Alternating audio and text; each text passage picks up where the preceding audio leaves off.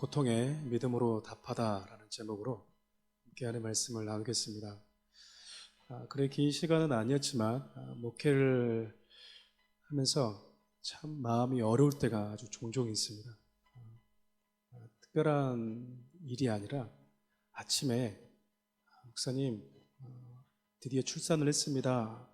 혹은 우리 아이가 1년 돼서 목사님 오셔서 돌례비를 드려주셨으면 좋겠습니다 라고 해서 아침에 이제 챙기고 축하하러 나가는 거죠.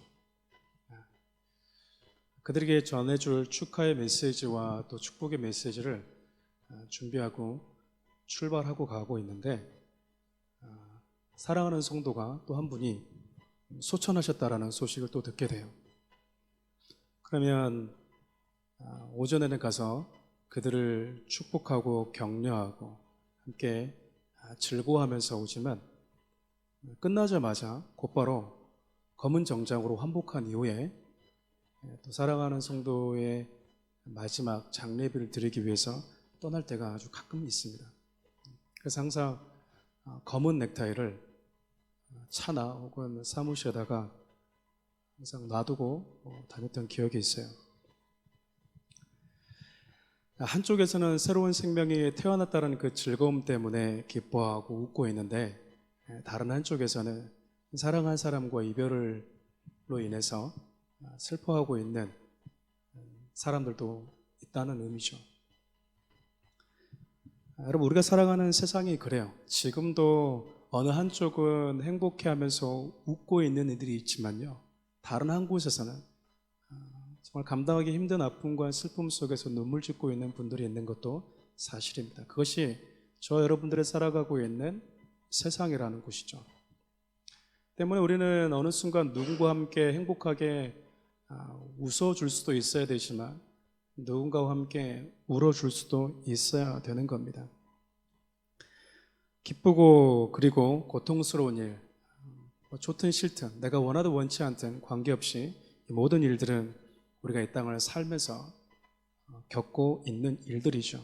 그런데 여러분, 기쁘고 행복한 일뿐만 아니라 아프고 힘든 고통의 시간들도 저와 여러분들에게 질문을 해온다라는 사실을 아십니까? 기쁘고 행복한 순간이 오면 우리가 그 순간에 하나님께 감사하고 이런 기쁜 시간들을 나에게 주신 하나님을 찬양하고 이웃들과 함께 그것을 나눔으로 인해서 화답하죠. 근데 반면 고통스러운 순간이 찾아오면 우리는 하나님께 왜죠? 라는 그 질문만 한 채 아무런 대답을 하지 못하고 살아올 때가 많이 있습니다. 이해하기 힘든 이 고통의 이 문제를 다루는 것은 쉬운 이슈는 아닙니다. 그럼에도 고통의 문제를 이해하는 데 있어서 반드시 성도된 우리가 이해될 것이 먼저 있어요. 그것이 바로 안타깝지만 저와 여러분들이 살아가는 이 세상은 죄와 죽음이라는 저주가 들어와 있는 현장이라는 사실이죠. 아담이 범죄한 이후에 저와 여러분들이 살아가는 이 세상이라는 곳에 죄와 죽음이라는 이 저주가 영향력을 행사하는 곳으로 전락해 버렸기 때문에 그렇습니다. 결국 이 땅에 존재하는 수많은 악과 저주, 고통은요, 인간에 의해서 시작이 되었다라는 거죠. 인간이 죄라는 열쇠를 가지고 죄와 죽음의 저주를 향해서 문을 활짝 열어줘 버렸기 때문에 그렇습니다. 그렇기 때문에 저와 여러분들은 이 땅에 발을 딛고 살아가는 동안 수많은 아픔과 슬픔들도 함께 겪게 되는 것입니다. 성경에 수많은 인물들이 등장하는데 그들 역시 저와 여러분들처럼 이 땅을 살아가면서 겪었던 아픔과 슬픔, 그것에 있어서 결코 예외는 아니었어요. 저마다의 삶의 모습과 특징은 조금씩 다를 수 있습니다. 어떤 이는 태어나자마자 사라진 이들도 있어요. 어떤 이들은 말 그대로 정말 장수하다가 사라지기도 합니다. 어떤 이들은 정말 만져보기 힘든 엄청난 부를 누리다가 사라지는 자들도 있지만 어떤 이들은 평생을 땀으로 일했지만 가난에서 벗어나지 못한 채 이 땅에서 살다가 사라지는 자들도 있어요. 엄청난 권력을 가지고 살았던 사람도 있지만, 흔히 수많은 사람들에게 엄청난 영향을 미치며 사는 사람들도 있지만요, 전혀 영향력을 미치지 못한 채 이 땅을 살다가 사라진 자들도 있는 것이죠. 예수님의 제자들도 마찬가지였어요. 예수님의 제자들도 보면 야고보처럼 가장 먼저 숭배했던 사람도 있습니다. 성령 세례를 받고 이제 본격적으로 복음의 사역을 시작하려고 하는데, 시작도 하기 전에 참수형 당했기 때문에 그래요. 근데 사도 요한 같은 경우는 가장 오래 남아서 교회를 위로하고 성도들을 보호하고 복음을 전하기도 했습니다. 여러분, 이러한 우리의 삶들은 우리 개개인이 정하는 것이 아닙니다. 다만 우리는 각자에게 주어진 삶의 자리에서 나로 하여금 그 자리에 있게 하신 그 하나님의 의도에 맞게 살아갈 뿐이에요. 고통, 그러면 성경에 등장하는 대표적인 인물이 바로 욥이죠.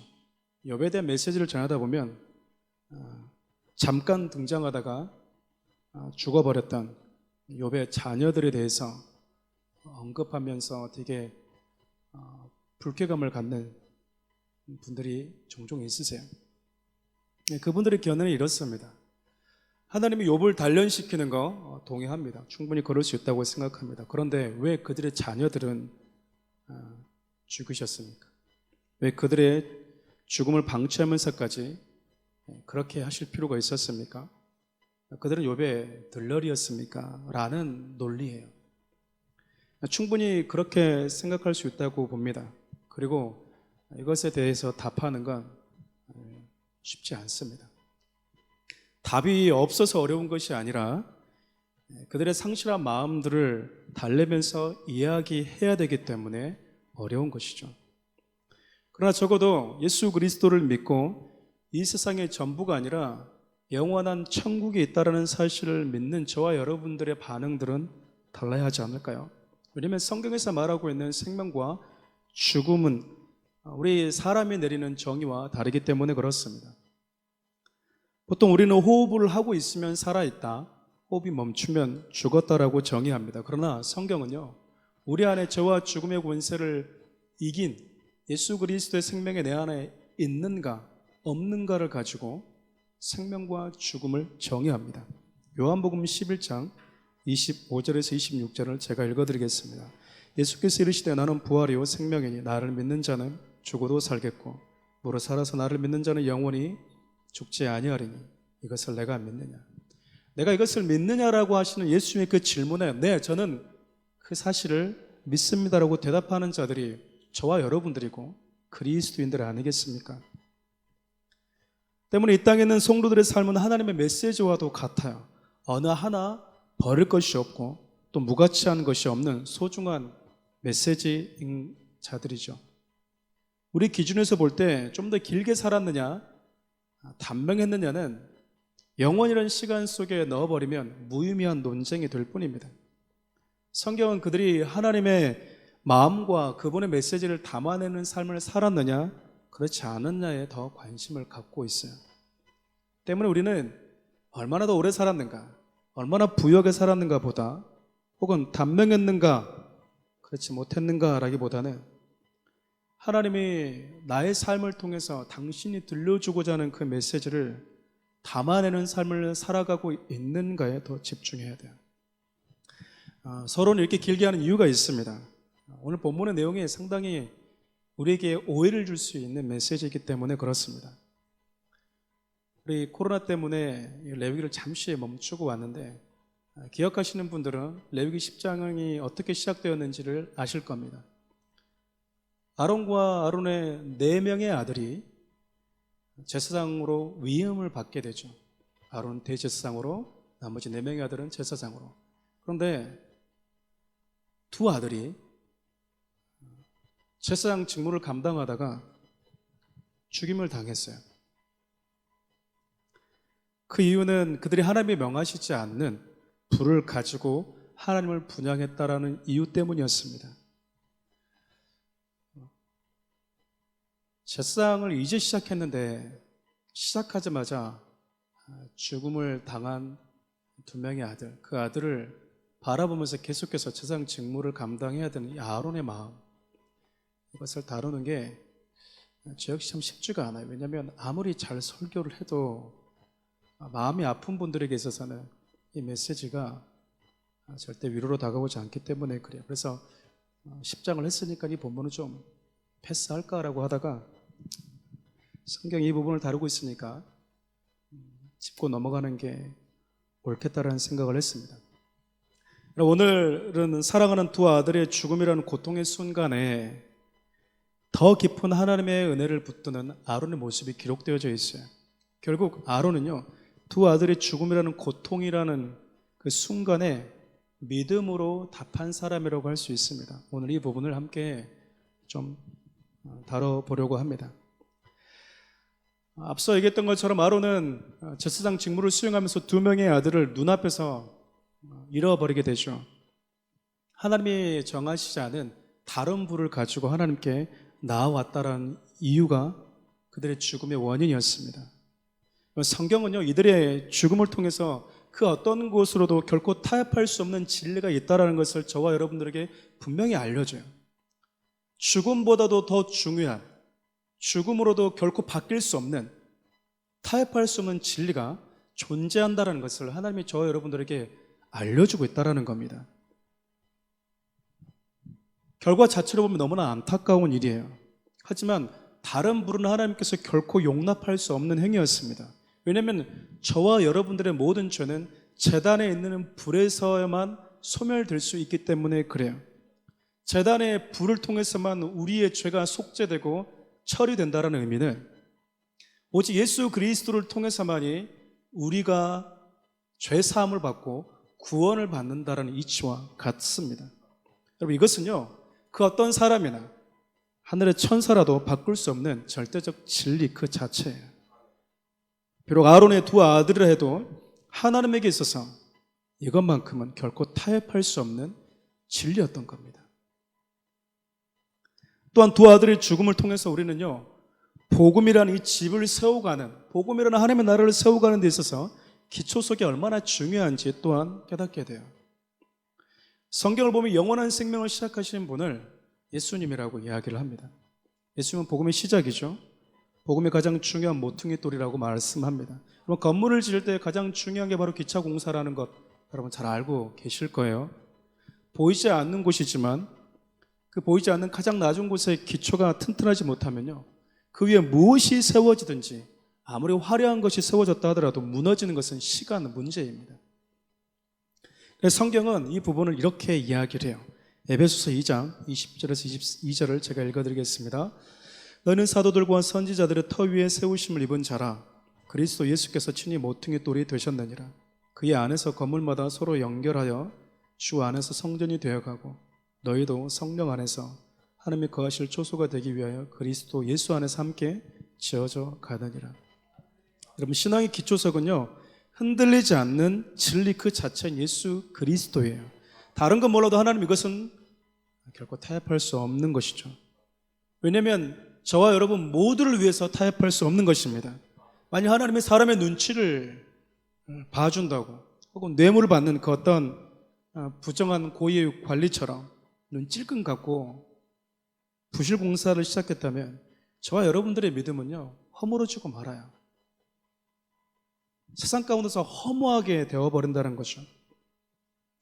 예수님은 하나님의 나라를 세우는 데 있어서 흔들리지 않는 모퉁이 돌이 되어주셨고, 그분의 제자들은 그 흔들리지 않는 예수 그리스도라는 모퉁이 돌 위에 터를 만들었습니다. 그리고 그 터 위에 저와 여러분들이 세워졌고요. 그리고 저와 여러분들을 위해 또 누군가가 세워져 갈 겁니다. 만일 저와 여러분들이 세상과 타협하는 그 믿음을 가지고 세워지면 우리는 무너지겠죠. 쉽게 여러분 이해를 돕기 위해서 설명해 보겠습니다. 젠더 여러분들이 아마 보셨을 거예요. 그러나 1번 젠더가 아주 접착력이 강하게 탁 붙어 있어요. 떨어지지 않겠죠. 2번도 강하게 붙어 있습니다. 떨어지지 않겠죠. 3번은 붙어 있지가 않은 거예요. 그 붙어 있지 않은 상황에서 4번과 5번이 세워졌습니다. 여러분 4번과 5번의 운명은요 3번에 달려있는 거예요. 1번과 2번은 결코 흔들리지 않고 강하게 붙어있으니까 요동하지 않는데, 강하게 붙어있지 않는 그 3번에 의해서 내 위에 세워지는 모든 건축물은요 위협을 받게 됩니다. 만일 가장 밑에 있는 기초석에 계신 예수 그리스도가 흔들리는 타협이 될 수 있는 진리였다면 그 위에 세워진 저와 여러분 모두는요 무너지는 거예요. 우리가 다음 세대 중요하다, 다음 세대 중요하다라고 이야기를 합니다. 근데 그 다음 세대들은 저와 여러분 터 위에 세워질 수밖에 없어요. 결국 저와 여러분들이 어떤 믿음을 가지고 세워가느냐에 따라서 자녀들의 믿음이 여러분들의 그 믿음의 터에 의해서 좌우된다라고, 그리고 결정된다라고 할 수 있겠죠. 하나님 이 사실을 너무나 잘 알고 계셨어요. 그럼에도 불구하고 하나님은 아론의 두 아들의 죽음을 통해서 저 여러분들에게 이 타협할 수 없는 진리가 있음을 분명하게 말씀하고 또 말씀하고 싶었던 겁니다. 하나님은 때로는 저와 여러분들의 아픔과 작은 신음의 귀를 기울여 주기도 하시지만, 때로는 그것과 관계없이 당신의 뜻을 이루어가기도 하세요. 사무엘하 6장을 보면 하나님의 법궤를 수리에다가 싣고 오다가 법궤가 이렇게 흔들리니까 흔들리는 법궤를 잡는다고 잡고 법궤 안을 들여다보다가 죽었던 웃사라는 사람이 등장합니다. 사도행전 5장을 보면요 아나니와 삽비라는 부부도 등장해요. 성령의 역사가 이제 시작되고 초대교회가 기초석을 세워지고 있을 때 일어나는 이 모든 일들 역시 오늘 본문과 같은 맥락이라고 할 수 있어요. 하나님은 영혼은 사랑하시지만 예수 그리스도의 복음이 아닌 다른 것을 가지고 당신께 나오는 것은 결코 용납하지 않으십니다. 만일 예수 이외에 다른 것을 가지고 당신께 나오는 것이 용납이 되어버린다면 예수님의 죽으심은 무의미하는 것이 돼요. 다른 방법이 있는데 그냥 오신 거잖아요. 그리고 그분은 유일한 우리의 소망이 될 수도 없는 겁니다. 여러분, 이런 사실을 안다 해도, 그리고 타협할 수 없는 진리가 있다 해도 사랑하는 이들의 죽음은요 큰 충격이 아닐 수 없어요. 그리고 아픈 건 아픈 겁니다.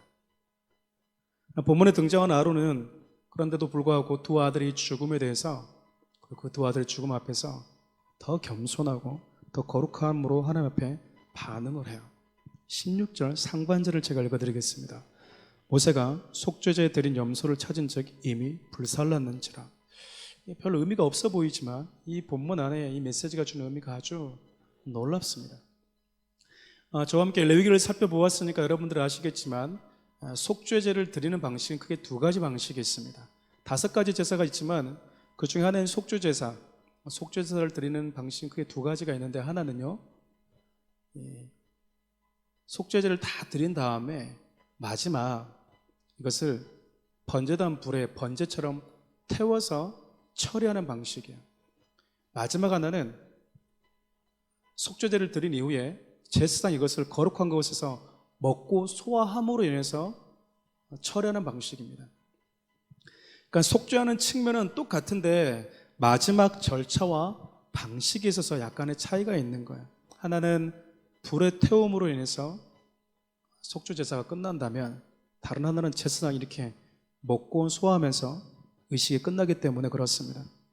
그럼 속죄의 고기를 번제단에다가 태우면서 처리하는 방식은요, 저와 여러분들의 모든 죄는 거룩한 제단에 의해서만, 거룩한 불에 의해서만 소멸된다라는 메시지를 우리에게 전해줍니다. 동시에 제사장이 이 속죄제 고기를 먹고 소화함으로 인해서 처리한다는 것은 우리의 제사장 되신 예수님께서 저 여러분들의 죄를 당신의 육체에 담아내셔서 죄를 처리하는 모습을 우리에게 알려줘요. 그러니까 마치 예수님께서 인간의 몸을 입고 이 땅에 오셔서 당신의 육체 안에 저와 여러분들의 죄를 담아내신 것을 연상시켜 준다고 할 수 있겠죠. 근데 여러분, 오늘 등장한 이 속죄제는요, 제사장에 불에 태워야 되는 게 아니라 먹고 온 소화함으로 인해서 처리해야만 되는 속죄 제사였습니다. 그런데 아론이 이거를 먹고 소화함으로 인해서 처리하지 않고 불에 다 태워버린 거예요. 하나님 반드시 네가 먹고 소함으로 인해서 처리해라. 그 자체는 예수 그리스도가 육신을 입고 오셔서 그 육체 안에 너희들의 죄를 담아 처리하는 모습을 너의 모습을 통해서 내가 가르쳐 줄 것이다 말하고 싶다라는 거였는데 그가 그렇게 하지 않았어요. 그가 그 속죄의 고기를 번제단에 다 태워버립니다. 그 이유를 19절에서 이렇게 말씀을 합니다. 제가 읽어드릴게요. 아론이 모세에게 이르되 오늘 그들이 그 속죄제와 번제를 여호와께 드렸어도 이런 일이 내게 임하였거늘 오늘 내가 속죄제물로 먹었더라면 여호와께서 어찌 좋게 여겼으리요. 두 아들이 속죄제를 불에 태웠는데도 불구하고 이렇게 되는데 내가 먹었다면 하나님께서 어찌 좋아했겠습니까? 라는 의미인데 쉽게 얘기하면요, 아론은 지금 자신의 두 아들 나답과 아비후의 죽음을 자신에게 일어난 일과 똑같이 여기고 있는 거예요.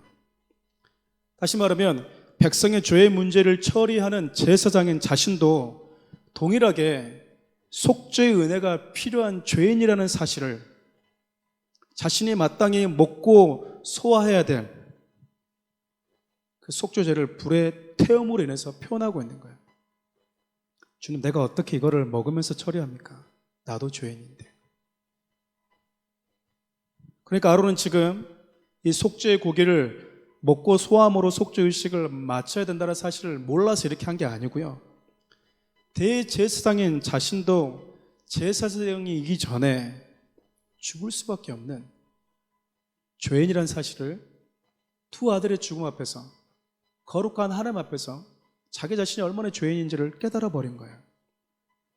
나 역시 저 활활 타오르는 제단에서 죄의 문제를 해결받아야만 하는 죄인이라고 여긴 겁니다. 그래서 아론은요, 자기가 직접 먹고 소함으로 처리될 이 속죄제 제사를 번제단 불에 태우는 방식으로 처리를 해버립니다.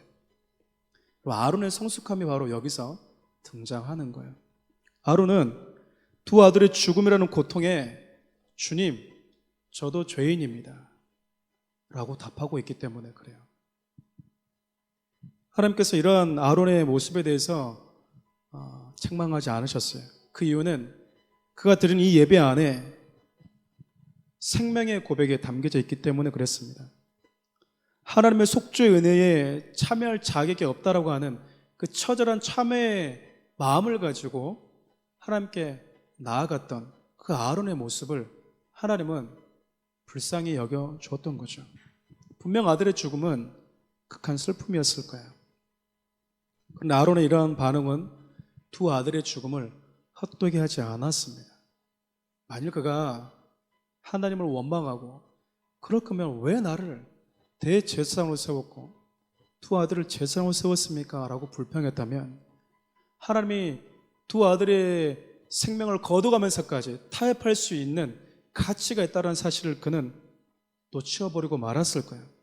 그런데 그가 사랑하는 두 아들의 죽음을 통해서까지 하나님의 타협할 수 없는 절대적 진리가 있다는 것을 그가 믿음으로 화답하면서 믿음으로 답하면서 깨닫게 됩니다. 평생 제사장 사역을 앞으로 감당해야 되겠지만 나 역시 누군가의 죄를 처리하고 죄를 위해서 기도하고 중보하는 대제사장이지만 나 역시 하나님의 절대적 은혜가 없으면 안 되는 존재라는 사실을 두 아들의 죽음 앞에서 마음에 새겨버리게 된 거예요. 어떤 이들은 죽음을 경험할 때 하나님을 향한 원망과 불평으로 답합니다. 반면 어떤 이는요, 그 죽음의 터널을 지나면서 하나님이 어떤 분이신지 생명의 교훈을 받으면서 그 하나님의 은혜를 구하면서 답하기도 합니다. 사랑하는 우리 성도 여러분, 살다 보면 참 기가 막힌 일들을 많이 경험하죠. 아무리 발버둥 쳐도 우리가 바꿀 수 없는 상황, 아무리 발버둥 쳐도 어찌할 수 없는 일들을 우리는 자주 만납니다. 특별히 죽음으로 인해서 사랑하는 사람과 이별하는 것만큼 가슴 아픈 일이 또 있을까 싶어요. 예수님이 다시 오시는 그날까지 이러한 일들은 끝나지 않을 것입니다. 저와 여러분들이 살아가는 삶의 현장에서 이러한 일들은 그 어딘가에서 계속해서 일어나고 있고 또 일어날 것이고 결국 나에게도 일어날 겁니다. 여러분, 이때 어떻게 반응하시겠습니까?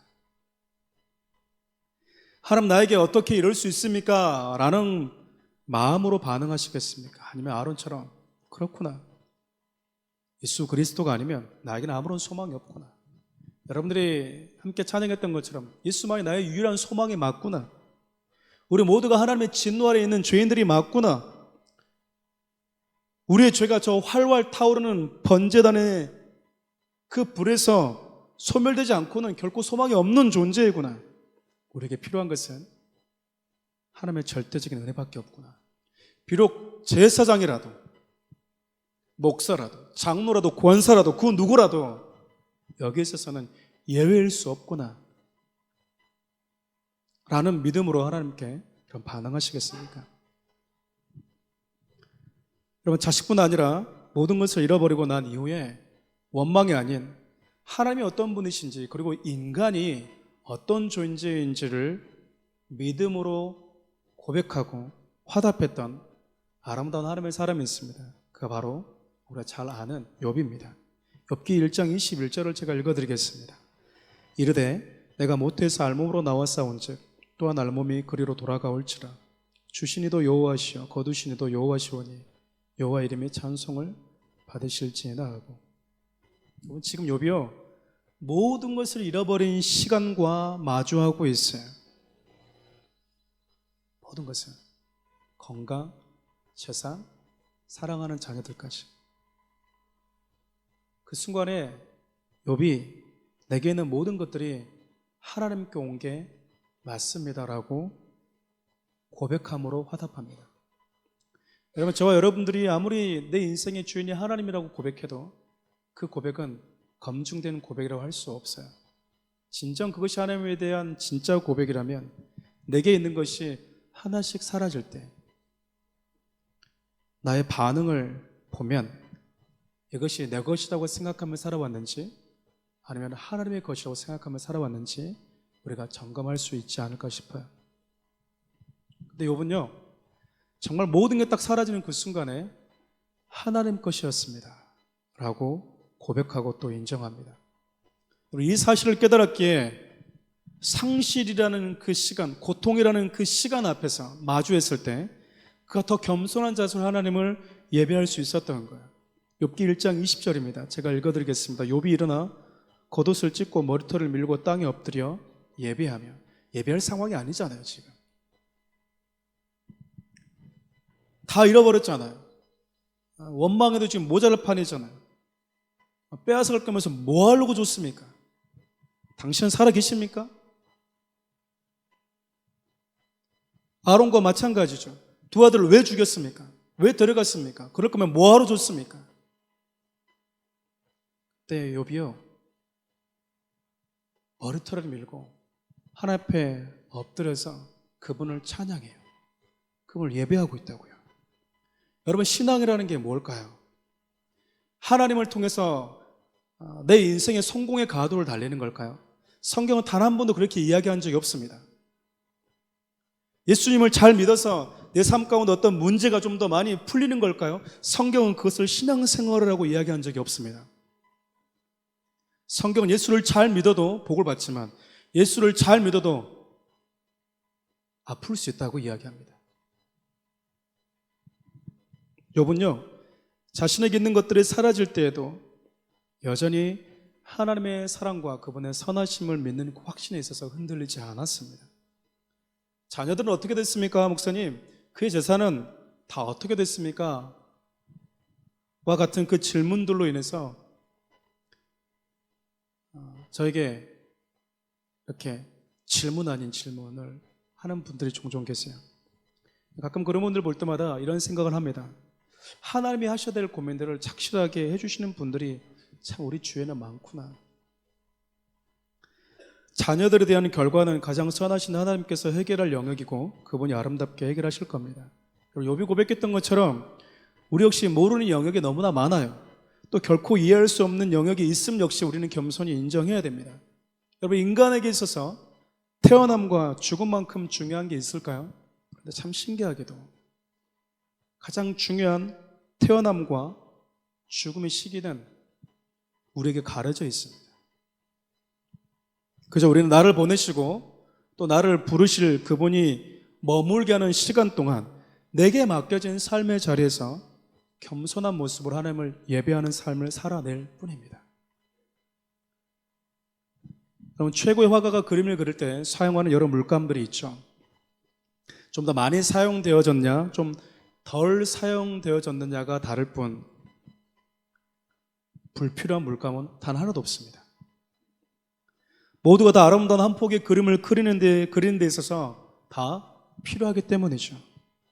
그리고 그것을 정하는 사람은 화가입니다. 어떤 물감도 자신을 왜 나를 이만큼밖에 사용하지 않았냐고, 또 왜 나를 하필이면 그곳에다가 사용했냐라고 화가에게 불평하는 물감은 없어요. 우리 몸에 붙어있는 지체들도 마찬가지입니다. 아무리 작은 지체라도요, 그 존재만으로 충분한 의미를 갖습니다. 우리 몸에 보여지는 지체뿐 아니라 보여지지 않는 것까지 불필요한 것은 없다는 의미죠. 욥의 자녀들도요, 그리고 아론의 두 아들도 그런 의미에서 하나님께서 당신의 생명의 역사를 이뤄가는 데 있어 저와 여러분들에게 주는 생명의 메시지라는 의미, 그 의미에서 모두가 다 소중한 자들입니다. 어떤 이들은 땅에 오래 존재함으로 인해서 메시지가 되고, 어떤 이들은 단명하면서 메시지가 되기도 합니다. 성경에 등장하는 모든 이들이 다 죽었어요. 그런데 어떤 이들은 지금도 살아서 저와 여러분들에게 생명의 메시지를 던지고 있습니다. 어쩌면 제사장으로 위임된 두 아들의 죽음을 보면서 하나님을 부당하다고 생각하는 분들도 있을 거예요. 저 역시 이런 메시지를 볼 때마다 참 마음이 어려울 때가 있어요. 가장 마음이 어려운 것은 성도들 이런 질문들을 해올 때 서두에 여러분들에게 언급했던 것처럼 그들의 마음들을 어떻게 보듬어주면서 하나님을 오해하지 않도록 말해줄 수 있을까? 그게 참 힘들거든요. 여러분, 오늘 우리가 쭉 살펴보았듯이 아론은 더 겸손한 모습으로 자신 역시 두 아들보다 더 큰 죄인임을 깨닫는 자리로, 하나님의 속죄의 은혜가 아니면 나 역시 두 아들처럼 사라질 수밖에 없는 존재라는 사실을 깨닫는 길로 나아갔어요. 여러분은 어떠세요? 그 어느 순간 불현듯 나를 찾아오는 고통 앞에서 지금껏 하나님을 향한 분노와 서운함을 버리지 못한 채 서 계시지는 않습니까? 성경에 기록된 수많은 사건 가운데 하나님 행하신 가장 부당한 일은 두 아들을 데려간 사건도 아니고요, 욥의 아들을 데려간 사건도 아닙니다. 성경에 기록된 하나님 행하신 가장 부당한 일은 죄 없으신 당신의 독생자를 십자가에 매달아 못 박은 사건입니다. 죄 없으신 예수님께서 죄인된 저와 여러분들을 대신에 십자가에 못 박는 사건만큼 하나님 행하신 부당한 일은 없는 거예요. 아론은요, 자신의 두 아들의 죽음을 통해서 인간이 어떤 존재인지 저와 여러분들에게 말해주고 있습니다. 그리고 하나님 역시 당신의 하나뿐인 독생자의 죽음을 통해서 인간이 어떤 존재인지 우리에게 또 말씀하고 계세요. 그것은 간단합니다. 인간은 하나님의 은혜가 없인, 긍휼이 없인 그분의 진노의 불을 피할 수 없는 존재라는 사실이죠. 오직 예수 그리스도를 통해서만이 우리에게 구원의 소망이 있다라는 그 메시지입니다. 말씀을 정리하고자 합니다. 사랑하는 우리 교회 성도 여러분, 우리는 이 땅에 몸을 담고 살아가면서 크고 작은 아픔과 상실감, 고통을 만나게 됩니다. 그 고통은요, 하나씩 우리에게 답을 요구해요. 우리가 대답을 하지 않고 왔을 뿐 계속해서 우리에게 질문해 옵니다. 성경에 많은 믿음의 사람들은 그 극한 아픔과 고통에 믿음으로 답하면서 걸어왔습니다. 이제 저와 여러분들이 답할 차례예요. 그들은 그 믿음으로 답하면서 이 땅을 살다가 주님이 부르시는 그날 하나님께로 갔지 않습니까? 저와 여러분들 아직 삶이 남아있죠. 삶에 남아있다는 것은 세상에서 살아가는 동안 기쁘고 좋은 일, 내가 기대하는 일도 만날 수 있지만 전혀 내가 기대하지 않았던, 원치 않은 일도 나를 기다리고 있다는 의미가 아니겠습니까? 아프고 슬픈 일은 분명히 힘든 것입니다. 그리고 누구도 좋아하지 않는, 그냥 싫은 거죠. 하지만 여러분, 그것이 끝날 때가 우리에게 옵니다. 반드시 끝날 것이고요. 바로 그것이 힘들고 슬픈 일로 끝나지 않고 아론처럼 사랑하는 두 아들의 죽음 앞에서도 내가 누구인지, 그들이 나보다 더 죄를 지었기 때문에 죽은 것이 아니라 나 역시 하나님의 은혜가 아니면 살아갈 수 없는 죄인이라는 사실, 하나님이 대제사장으로 우리 아들 4명을 제사장으로 부르신 이유는 잘 먹고 잘 살아라, 영광과 부귀를 누려라라고 세운 게 아니라 너희들 같은 천민과는 레벨이 다르다라는 것을 누리며 살아라는 것이 아니라 그들에게 메시지가 되어주라는 그 하나님의 명령이 있다는 것을 무겁게 받아들인 것이죠. 세상을 향해서 앞으로 자신들에게 짐승 하나를 들고, 때로는 돈이 없어서 비둘기 한 마리를 들고 하나님 내가 죄인입니다라고 찾아올 그들을 향해서 너희들이 메시지가 되어주라는 거예요. 그러려면 너부터 알아야 되지 않냐.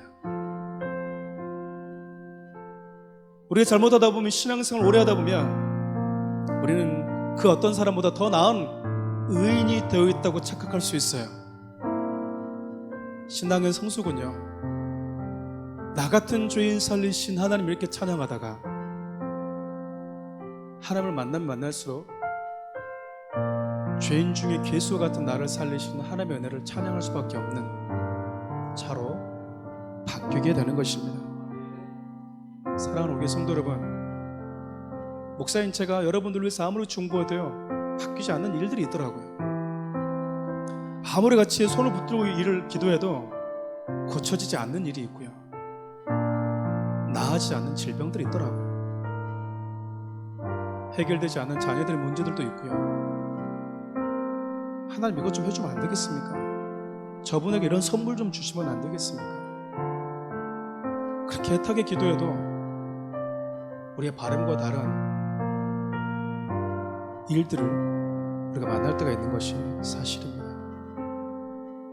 여러분, 그 수많은 상황과 환경이라는 그것들이 나에게 질문해 올 때 여러분들은 지금까지 어떻게 답해 오셨으며 답하고 계십니까?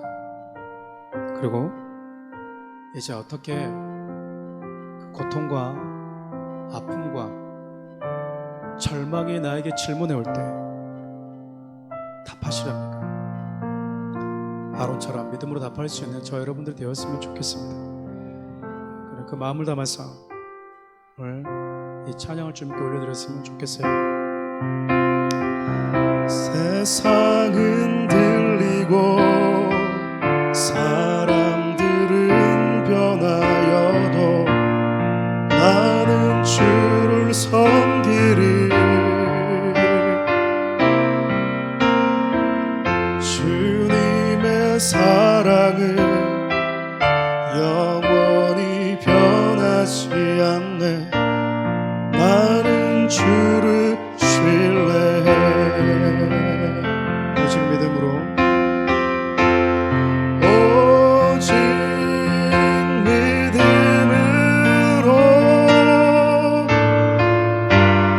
믿음으로 내가 살리라.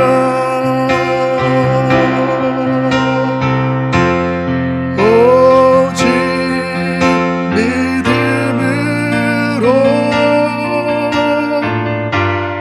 믿음으로 내가 살리라. 믿음은 들리고 사람들 주를 떠나도, 믿음은 들리고 사람들 주를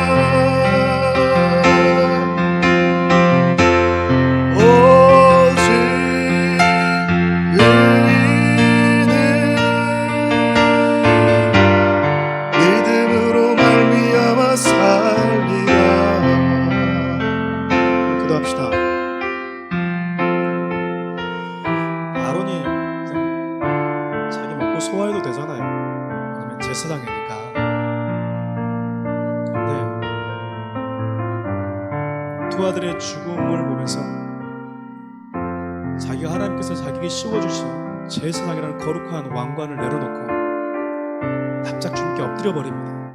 주님, 나도 죄인이고 나도 죽어 마땅한 연약한 자입니다. 나도 주님의 국률이 없으면 안 되는 자입니다라고 고백하고 있는 것이죠. 사랑하는 우리 성도 여러분, 절망적인 환경과 아픔을 만날 때에도 아론처럼 이렇게 우리가 믿음으로 답했으면 좋겠습니다. 우리의 믿음을 무너뜨리려고 하는 수많은 상황과 환경이 나에게 질문해 올 때 아름다운 대답, 생명의 대답으로 그들의 질문을 무색하게 만들어낼 수 있는 성도들이 될 수 있기를 바라요. 우리 두 가지 놓고 기도합시다. 하나님, 사랑하는 우리 교회에 있는 모든 성도들이 그 믿음으로 나의 남아있는 삶의 수많은 일들 가운데 믿음으로 답하는 교회가 되게 해달라고, 그런 교회로 성장할 수 있게 해달라고, 사랑하는 내가 되게 해달라고, 두 번째 여러분 나라와 민족을 국리하게 해달라고 하나님께 한번 기도합시다. 우리 주의 이름 한번 부르고 기도하도록 하겠습니다. 주여, 살아계신 하나님,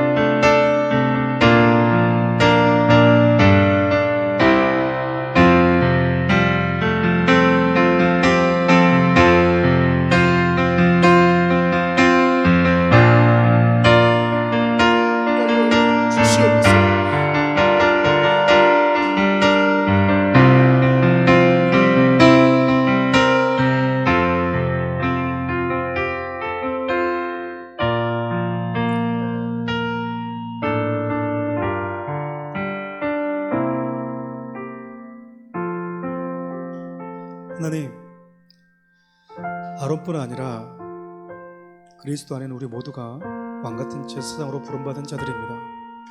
그러나 거룩한 하나님 앞에 설 때 우리 주님이 나에게 씌워진 거룩한 왕관 다 내려놓고, 주님, 나는 주님의 은혜가 필요한 자입니다.